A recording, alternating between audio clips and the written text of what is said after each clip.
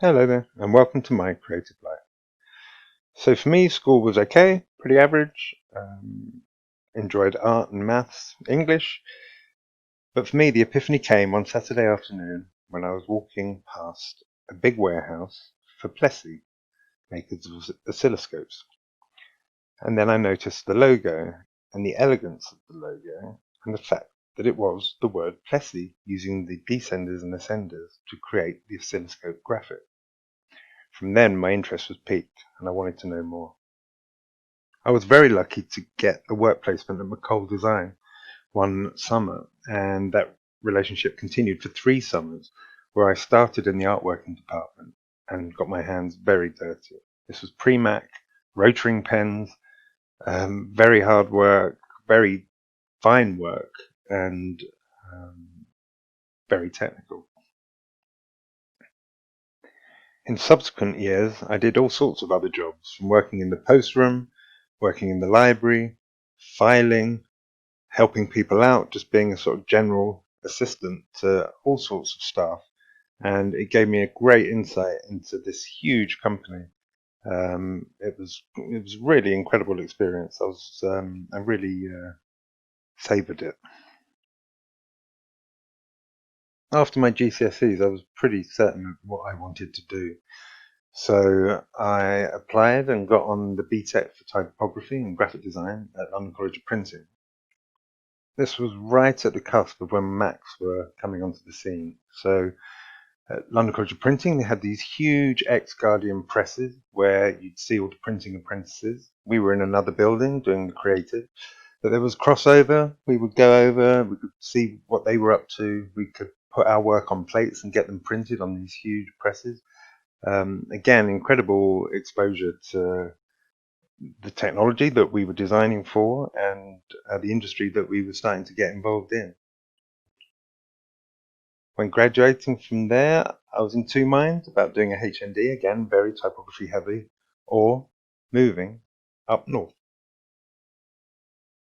So I ended up in Liverpool. The first year was a little tricky. It was quite foundation-like for me, having come from something very technical. But I was convinced to stick with it, and I'm very, very glad I did. So I met some great tutors along the way, including our very own Chris Morris and Jonathan Hitchin, and people that had an influence on my interests and my development. I'd already started to do little bits of my own freelance work, servicing a few clients, a few visual identities here and there, and was getting some work in, so that felt good. So with that confidence, I contacted Shed, who were a small agency in Liverpool, but doing cool work. Stuff for the Club Cream, Urban Splash, who had just formed. The Falkingham brothers were a real force in Liverpool. They had all sorts of creative ventures, including the Bar, were regenerating buildings. They really had their finger on the pulse, and it was a great introduction to working in the built environment, working with arts institutions, all sorts of work. It was very eclectic, so it was a pleasure to be there with them for that time. And they're both still incredibly entrepreneurial in Liverpool some 25 years later. So between second and third year, I went to India for just under 3 months, and it was an incredible experience. It was a real eye-opener. I loved it. It really instilled the travel bug in me, and I've continued to travel extensively on my own. I would always encourage people to travel on their own. The generosity and hospitality that you gain from traveling solo is incredible. It really inspires me and has filtered into my work most certainly. So travel is a big, big part of my creative life. So with all those coming of age experiences out of the way, I applied for the Royal College of Art in 1993 and thankfully got in, and sort of mad dash of a few of us from Liverpool still mounting things in portfolios on the train. There were scalpels going up and down the carriage and spray mount. And thankfully it wasn't a busy train, but we got it there in good time. And for me, the Royal College of Art was a real playground.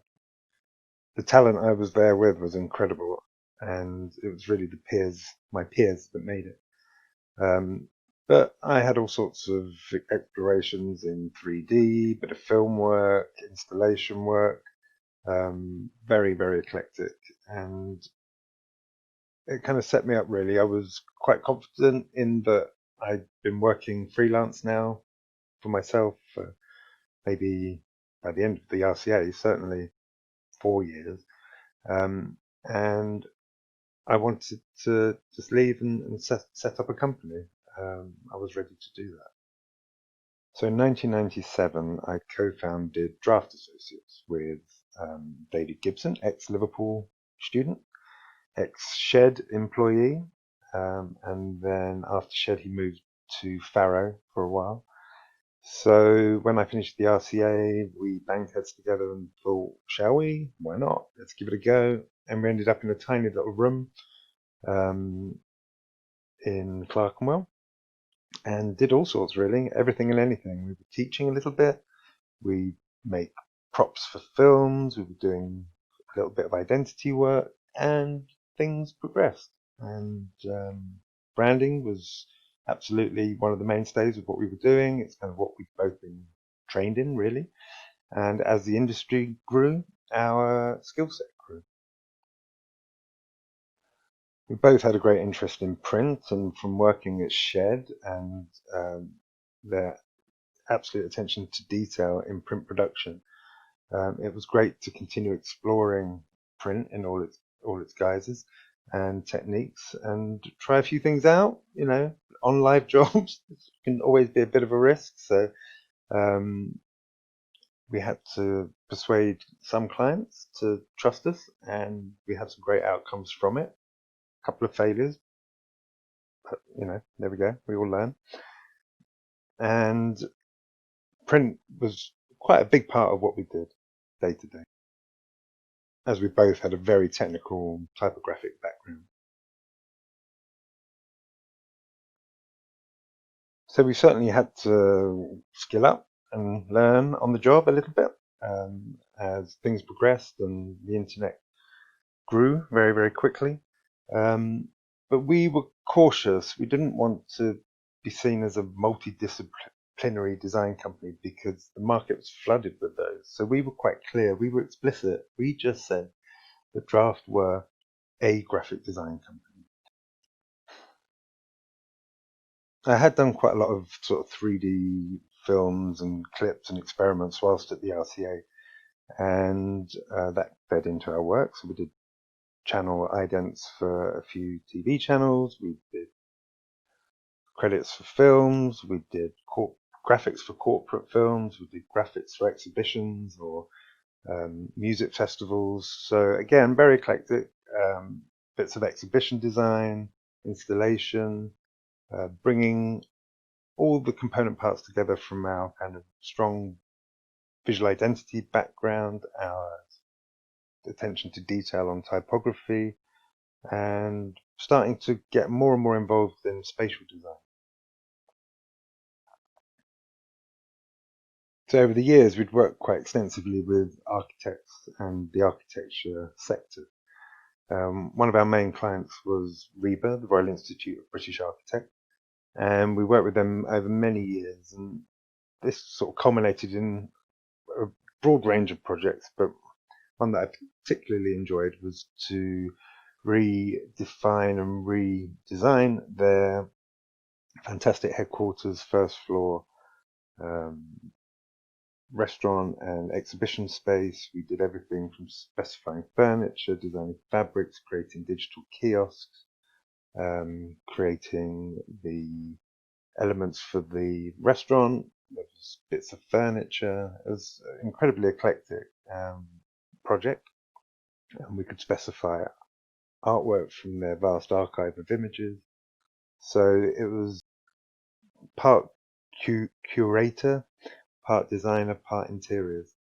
And it was really a way of us being able to showcase our interest and our skill. We also had a great network of friends creating amazing projects. This is the Cool Touch Halo Barbecue by a friend of ours, and he worked in our studio. Actually, he sublet a desk from us, so it was always great to be inspired by the people that we shared our studio with. We had all sorts of people in there: photographers, 3D visualizers, writers, interior and product designers. So that was multidisciplinary in setup, but we were all independent traders. But we'll come together and collaborate on projects when we needed to.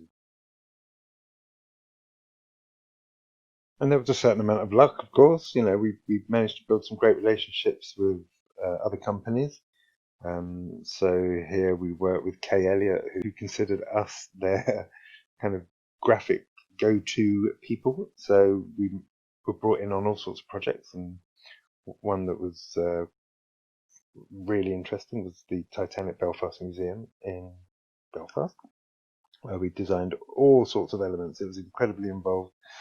And I always like this slide because it's just sort of a great summary of a lot of work. But it kind of shows the kind of eclectic nature of the building, the hospitality offer, particularly here, being represented across this suite of logos. 2008, when the crash happened, we were 8 people. And we lost a few clients. There was government quangos that got merged.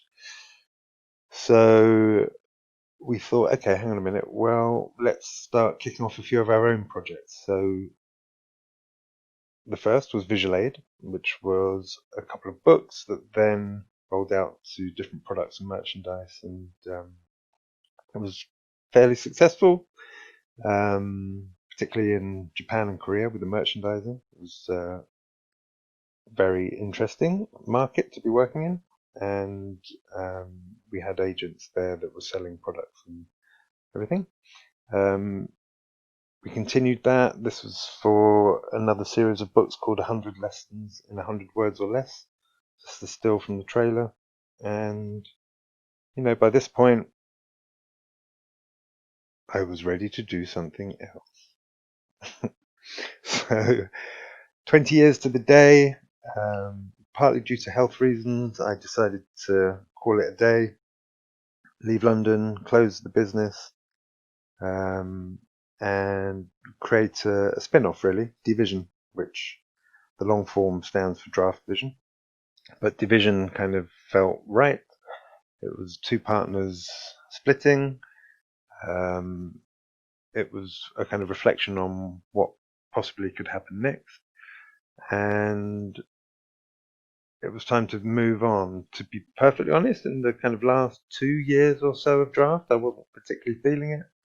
I think now when I look back on it, I was coasting a little bit. I wasn't learning anything new particularly, and I wasn't really enjoying it. So I moved to Sheffield in 2017 and set up Division just to keep a few clients on from London. But I knew that I didn't want to just recreate what I had there in Sheffield. I needed to do something new. I needed to feel re-inspired, really. So the handful of clients that I retained, I really enjoy working for. I kind of managed to get rid of the stuff that I wasn't enjoying and tell them that I was moving on. But, you know, things change, priorities change, and Division has served me well whilst I've been in Sheffield, but I've actually just started to wind that down because things have changed again. But my creative life isn't just about clients. You know, I do things for pleasure, and that's what I was missing really from having worked for clients solely for 20 years. So, what do? You start back at the basics, really, a little bit. So I've kind of got back into drawing, much more into my photography, just started looking again, looking at detail, looking at color, and appreciating things with a fresh perspective. Sheffield for me is absolute salvation after London.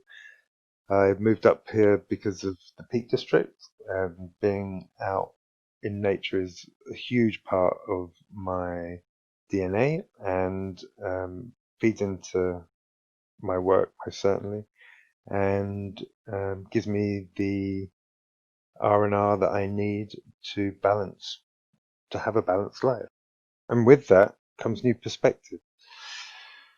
So I was happy to kind of wind down the client work, up the personal work, and personal involvement with teaching. So I feel very lucky to be able to be teaching at Birmingham. I teach on the postgrad for final major project at Liverpool, and will be teaching in Sheffield from this year. So I certainly find it a challenge, but I really find it rewarding to see students excel and show a passion for what they do. It's a privilege. So I was acutely aware that I needed to continue learning too. So um, probably about 2, 3 years ago, I started to kind of show an interest and start watching a lot of tutorials and getting familiar with the language around Unreal Engine. But just over a year ago, I took the leap and invested in a fair amount of kit and a hell of a lot more time in terms of getting to grips with the engine at large, both on the kind of visual aesthetic side, but also the scripting and interaction side. So it kind of has that draw. It's pretty compulsive once you get into it. And I've enjoyed the research projects and little experiments that I've created whilst learning, through learning.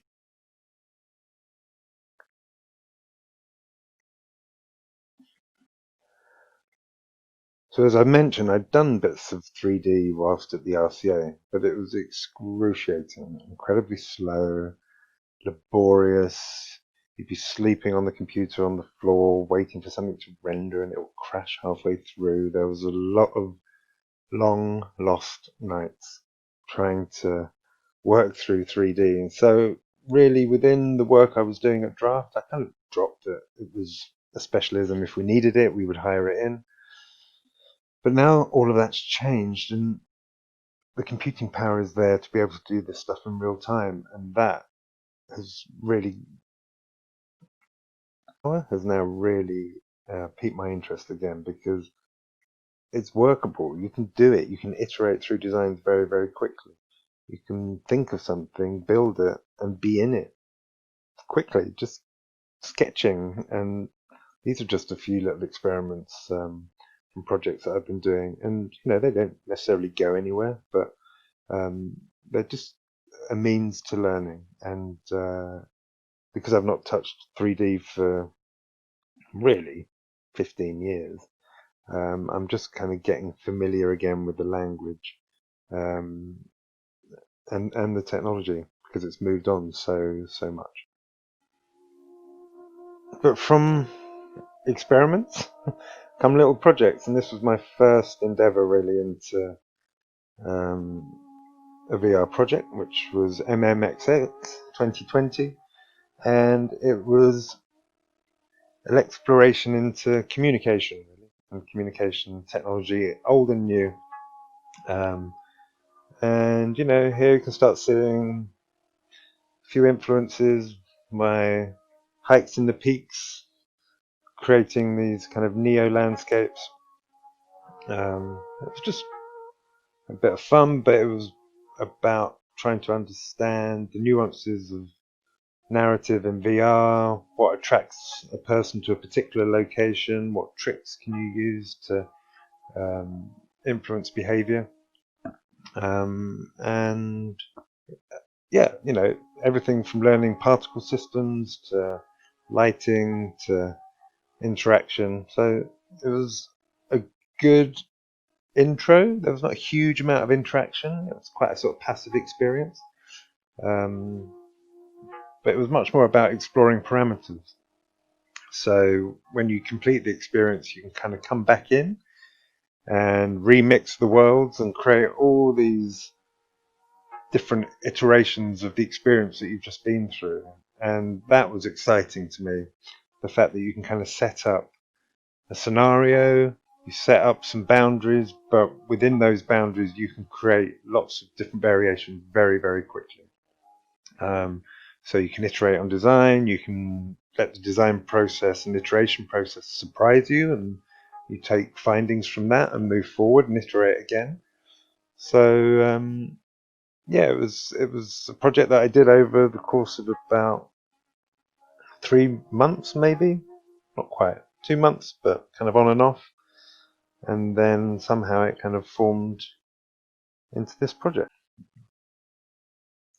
So the hat I've been wearing whilst doing all this VR and Unreal Engine work is Of No Fixed Abode, which is a name that came about from my 6 months or so of leaving London and moving into Sheffield. I was a bit nomadic for that period, and it seems to have stuck.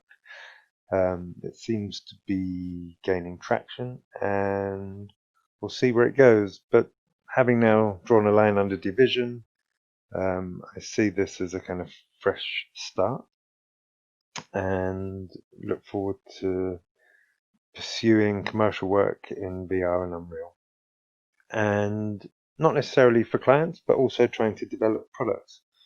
And one of the first products that we are working on is Flock, which I'll run a trailer for now.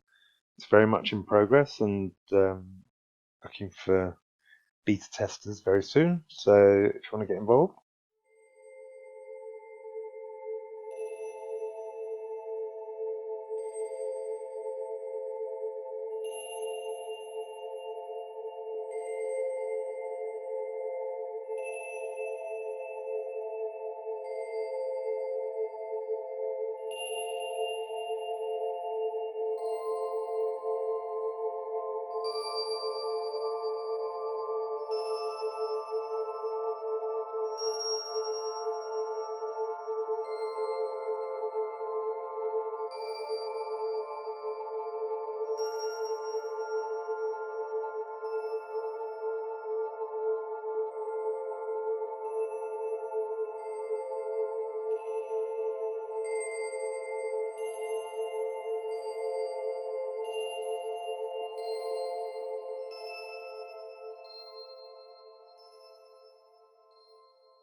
so that's very much a first cut of a trailer. I'm waiting to do all the final screen grabs, but it gives you a sense of what we're working on. And that's it for now. The journey continues, of course. That dotted line will continue somewhere. Don't know where it's going. But thanks for listening. If you've got any questions, please feel free to give me a shout. Anyway, thanks a lot. Bye.